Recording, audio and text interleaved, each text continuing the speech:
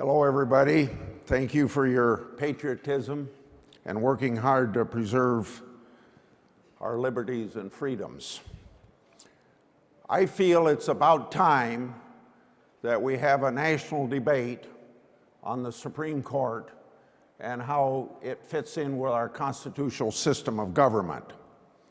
This document, the Constitution of the United States, splits the appointment power of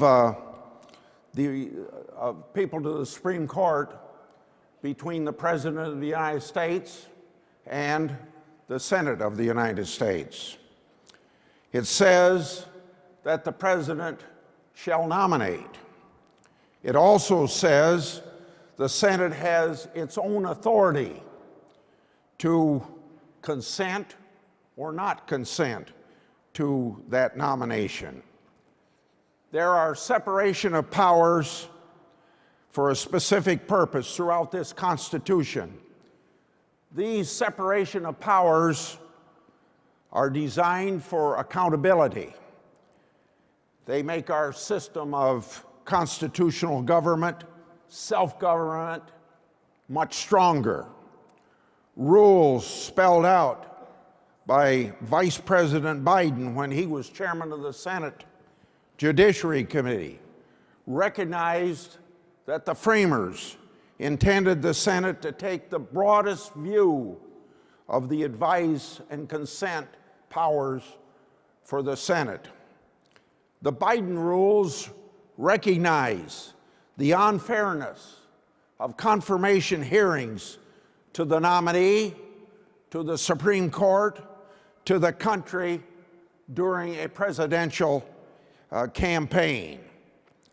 This year's presidential election must be a debate about the role of the judiciary in our system of government.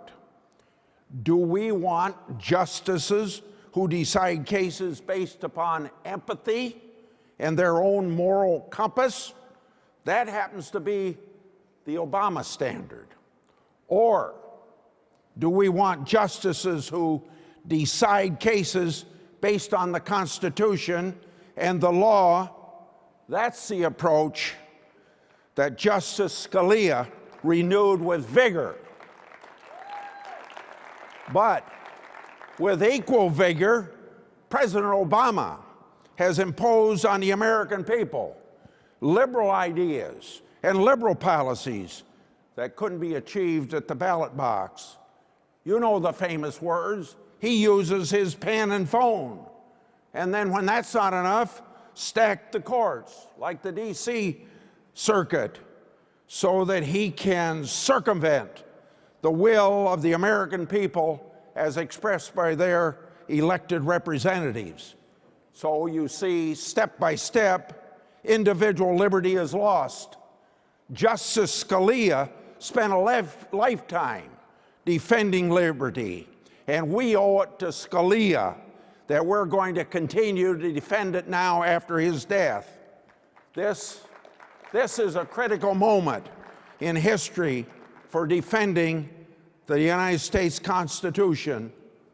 The fight, as far as I'm concerned, has just begun, and it must go on for a long time. The stakes are high.